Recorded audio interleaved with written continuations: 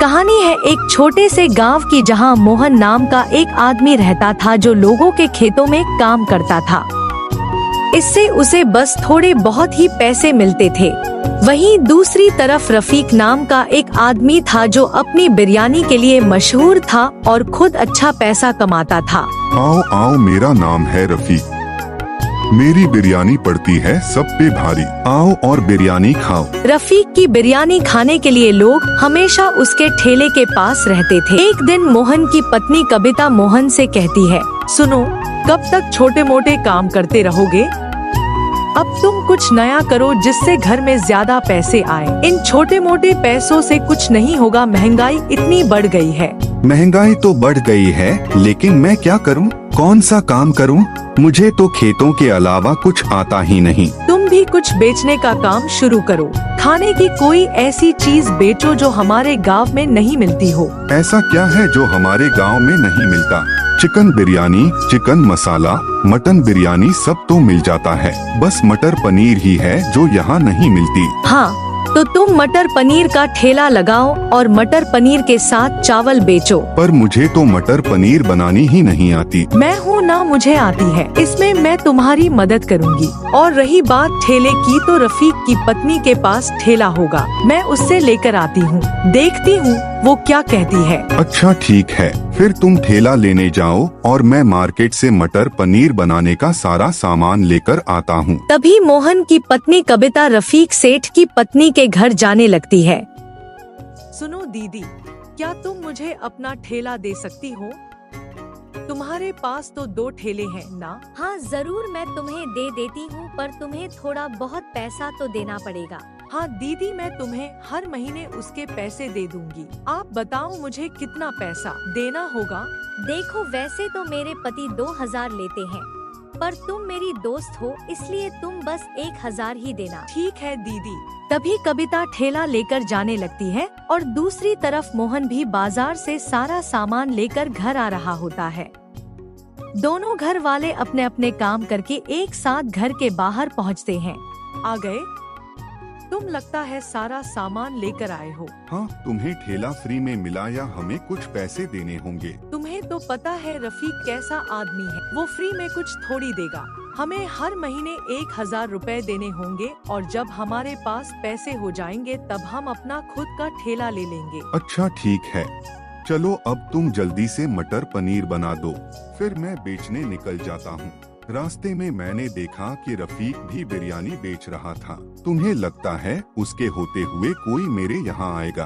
तुम इतना बुरा क्यों सोचते हो? जब कोई काम करने निकलते हैं तो कुछ अच्छा सोच कर ही निकलना चाहिए। चलो अब मटर पनीर बनाते हैं। तभी मोहन की पत्नी मटर पनीर बनाना शुरू कर देती है। मटर पनीर बनाकर वो मोहन को देती है।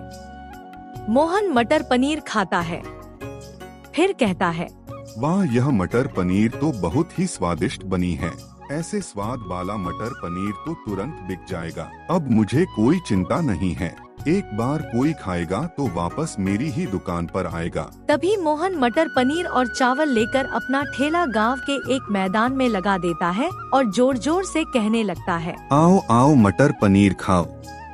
कभी नहीं खाया होगा ऐसा स्वाद है मटर पनीर का, और सिर्फ 50 रुपए में पेट भर के खाओ। मोहन की आवाज सुनकर वहाँ एक आदमी पहुँचता है।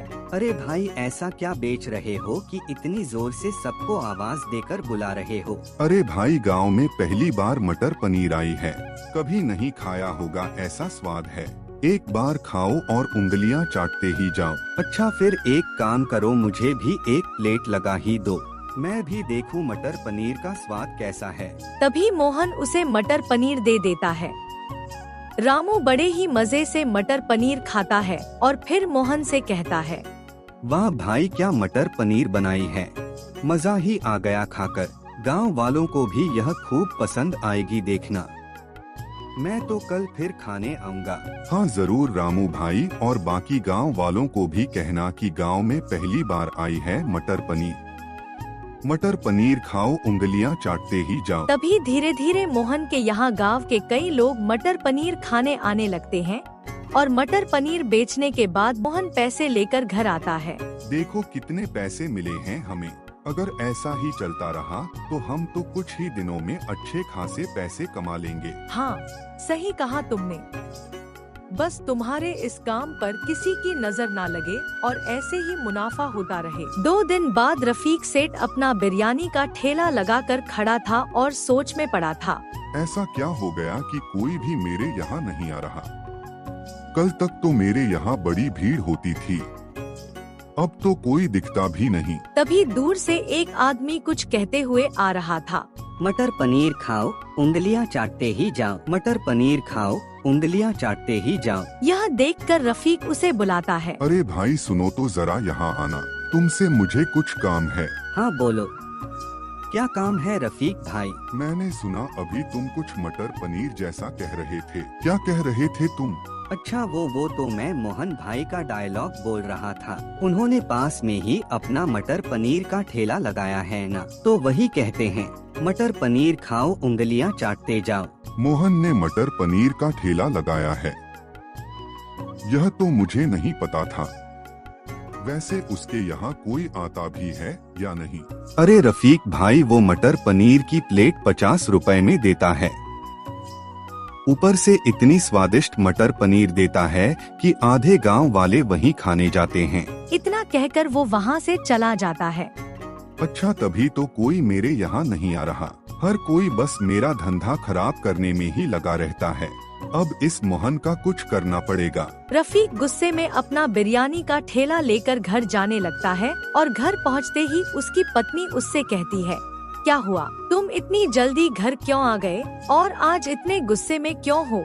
क्या बताऊं, जहाँ जहाँ जाता हूँ कोई ना कोई मेरा धंधा खराब करने में ही लगा रहता है। क्यों?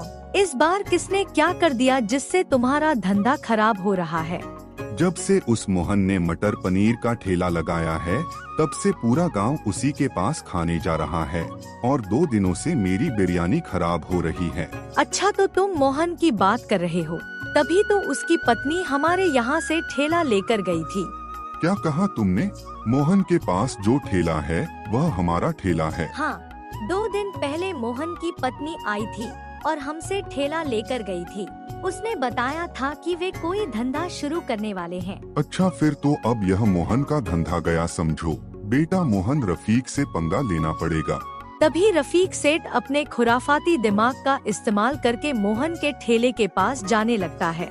अरे रफीक सेठ, आप यहाँ आओ आओ, अभी आपको गर्मा गर्म मटर पनीर की प्लेट खिलाता हूँ। नहीं नहीं मोहन, मटर पनीर तू ही खा, मैं तो तेरा धंधा खाने आया हूँ। क्या हुआ रफीक सेठ, इतनी भयानक हंसी क्यों हंस रहे हो? अरे कुछ नहीं, चलो अब जल्दी जल्दी ठेले के 5000 रुपए दे दो। क्या कहा, 5000? हाँ बेटा, सुना है बहुत मटर पनीर और चावल बेच रहा है, अब मेरे ठेले का 5000 किराया दे। पर सेठ, मुझे तो आपकी पत्नी ने कहा था कि 1000 देना होगा, वह भी महीने का। अभी तो सिर्फ 2 ही दिन हुए हैं। नहीं, तूने थोड़ा गलत सुन लिया होगा। अब जल्दी जल्दी 5000 रुपए दे, वरना ठेले के साथ साथ तेरा सारा सामान भी लेकर चला जाऊंगा। नहीं सेठ, ऐसा मत करो, धंधे का समय है। आप अभी यहाँ तमाशा क्यों कर रहे हो? मेरे पास तो अभी बस 2000 रुपए ही हैं। ठीक है, फिर मैं ठेला लेकर जाता हूँ। जब 5000 रुपए हो जाएं, तब आकर ले जाना। तभी रफीक मोहन का ठेला और साथ ही उसकी सारी मटर पनीर लेकर चला जाता है। मोहन गुस्से में आग बबूला हो जाता है और रफीक आगे जाकर मटर पनीर बेचना शुरू कर देता है। मोहन गुस्से में घर जाता है और उसे देखकर उसकी पत्नी कहती है, क्या हुआ, आज तुम इतनी जल्दी क्यों आ गए और तुम्हारा ठेला कहाँ है? क्या बताऊं, आज तो रफीक ने पूरे गांव वालों के सामने मेरी बेइज्जती कर दी। क्यों, ऐसा क्या हो गया? अरे मैं मटर पनीर बेचता हूँ तो गांव वाले मेरे पास खाने आते हैं, इसलिए रफीक की बिरयानी कोई नहीं खाता। इसी वजह से वह मुझसे जलने लगा और आज वो आकर जबरदस्ती मेरा ठेला लेकर चला गया, यह कहकर कि उसे 5000 रुपए चाहिए। यह रफीक कभी नहीं सुधरेगा। तुम एक काम करो, हमारे पास जो 2000 रुपए हैं वो लेकर जाओ और किसी और से एक ठेला ले आओ। उसके बाद तुम फिर से अपनी मटर पनीर बेचो, देखते हैं तब रफीक तुम्हें कैसे रोकता है। सुनो, आज तो बहुत ही अच्छा धंधा हुआ है। मैंने मोहन का ठेला ले लिया था और साथ ही सारा सामान भी। फिर मैंने उसकी मटर पनीर बेची और अच्छा खासा मुनाफा हो गया। पर यह तो बुरी बात है। तुम उसके साथ ऐसा कैसे कर सकते हो? तुम यह सब मत सोचो, तुम बस अब मुझे कल मटर पनीर बनाकर दे देना। अगले दिन रफीक सेठ मोहन की जगह पर मटर पनीर का ठेला लगा देता है और मटर पनीर बेचने लगता है। तभी वहाँ मोहन अपना ठेला लेकर आ जाता है। रफीक, तू यहाँ क्या कर रहा है? देख, यह मेरी जगह है, तू यहाँ अपना ठेला नहीं लगा सकता। तू जहाँ अपनी बिरयानी बेचता था वहीं जा और अपना ठेला लगा। क्यों? तूने क्या यह जमीन खरीद रखी है या यहाँ तेरा नाम लिखा है कि यहाँ सिर्फ तू ही ठेला लगाएगा? जा और कहीं और जाकर अपना ठेला लगा। दोनों आपस में लड़ रहे होते हैं। तभी वहाँ गांव का एक आदमी आ जाता है। क्या हुआ? तुम दोनों ऐसे क्यों लड़ रहे हो? देखो ना भाई, 2 दिन से मैं यहाँ अपना ठेला लगाता हूँ, पर अब यह रफीक मेरी जगह पर ठेला लगाने की बात कर रहा है और मुझे कहीं और जाने को कह रहा है। हाँ, यह बात गलत है। रफीक, तू अपनी जगह पर लौट जा, वरना अभी मैं गांव वालों को बुलाकर ले आऊंगा और वे तेरी दादागिरी निकाल देंगे। यह सब सुनकर रफीक वापस अपनी जगह पर लौट आता है, लेकिन उसके पास कोई भी मटर पनीर लेने नहीं आता, क्योंकि मोहन मटर पनीर के साथ गांव में वापस आ गया था और सबको मोहन का मटर पनीर पसंद था। इसलिए रफीक फिर से गुस्से में अपनी मटर पनीर लेकर घर लौट आता है। तुम्हारा चेहरा देखकर तो लग रहा है कि आज फिर से किसी ने तुम्हारे धंधे की बैंड बजा दी है। हाँ भाई, चिलगोजे जैसी शक्ल वाला मोहन बार बार मेरा काम बिगाड़ने आ जाता है। हाँ, तो तुम दूसरों पर ध्यान देना बंद कर दो और अपना काम करते रहो। नहीं, ऐसा तो नहीं होगा। जब तक मैं मोहन को अपने रास्ते से हटा नहीं देता तब तक मुझे चैन नहीं आएगा। अच्छा, तो फिर तुम क्या करना चाहते हो? मेरे पास एक आइडिया है जिसमें तुम ही मेरी मदद कर सकती हो। सुनो अब मेरी बात। तभी रफीक अपनी पत्नी को अपने खुराफाती दिमाग का आइडिया बताने लगता है। रफीक का आइडिया सुनकर रफीक की पत्नी मोहन के घर जाने लगती है। अरे दीदी, आप यहाँ बताइए कैसे आना हुआ? अरे कुछ नहीं, बाजार से आ रही थी तो सोचा तुमसे मिलती चलूं। बस मुझे एक गिलास पानी दे दो। अच्छा ठीक है, मैं अभी पानी लेकर आती हूँ। तभी मोहन की पत्नी पानी लेने चली जाती है और पीछे से रफीक की पत्नी रसोई में जाकर मटर पनीर में कुछ मिला देती है। अगले दिन जब मोहन मटर पनीर बेच रहा था तभी वहाँ पुलिस आ जाती है और मोहन से कहती है, सुनो, तुम्हारे बारे में शिकायत मिली है कि तुम अपनी मटर पनीर में कुछ मिलाते हो। गांव के बहुत से लोग बीमार पड़कर अस्पताल में भर्ती हैं। नहीं सर, यह बहुत बड़ी अफवाह होगी। मैं तो मटर पनीर में कुछ भी नहीं मिला था। जरूर कोई मेरे खिलाफ साजिश रच रहा है। देखो, यह सब मैं नहीं जानता। अभी के अभी मेरे साथ पुलिस स्टेशन चलो। तभी पुलिस मोहन को लेकर पुलिस स्टेशन में बैठा देती है और कुछ देर बाद वहाँ मोहन की पत्नी पुलिस स्टेशन में आती है और कहती है, सर, मेरे पति बिल्कुल निर्दोष है। मुझे पता है उन्होंने कुछ भी नहीं किया है, क्योंकि मटर पनीर मैं बनाती थी, वो तो बस बेचते थे। मैं आपकी बात मान भी लूँ तो क्या तुम्हारे पास कोई सबूत है कि तुम्हारा पति निर्दोष है या फिर किसी और पर तुम्हें शक है? शक तो हाँ, शक तो है। हमारे गांव में एक रफीक नाम का आदमी है जो कई बार हमें नीचा दिखाने की कोशिश कर चुका है, पर हर बार नाकाम रहा है। अच्छा, लेकिन यह तो कोई सबूत नहीं हुआ। हाँ, मैं यही कह रही थी। कल उसकी पत्नी मेरे घर आई थी और मुझसे पानी मांग रही थी। मुझे लगता है जब मैं पानी लेने गई थी तभी उसने रसोई में जाकर मटर पनीर में कुछ मिला दिया। हम कर सकते हैं।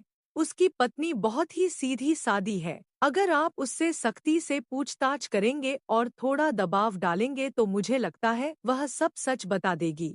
कविता की बात मानकर पुलिस रफीक के घर जाती है। सुनो, हमें सब पता चल गया है कि गांव वाले जो बीमार पड़ रहे हैं उसके पीछे तुम्हारा और तुम्हारे पति का ही हाथ है। नहीं सर, ये आप क्या कह रहे हैं? ऐसा भला मैं या मेरे पति क्यों करेंगे? देखो, मासूम बनने की जरूरत नहीं है। अगर तुम अभी सच बता दोगी तो तुम्हारा पति कुछ दिनों में छूट जाएगा, लेकिन अगर तुम झूठ बोलोगी तो तुम्हारे पति को फांसी भी हो सकती है। यह सुनकर रफीक की पत्नी डर जाती है और पुलिस वाले को सब कुछ बता देती है कि रफीक के कहने पर ही उसने मटर पनीर में दवाई मिलाई थी।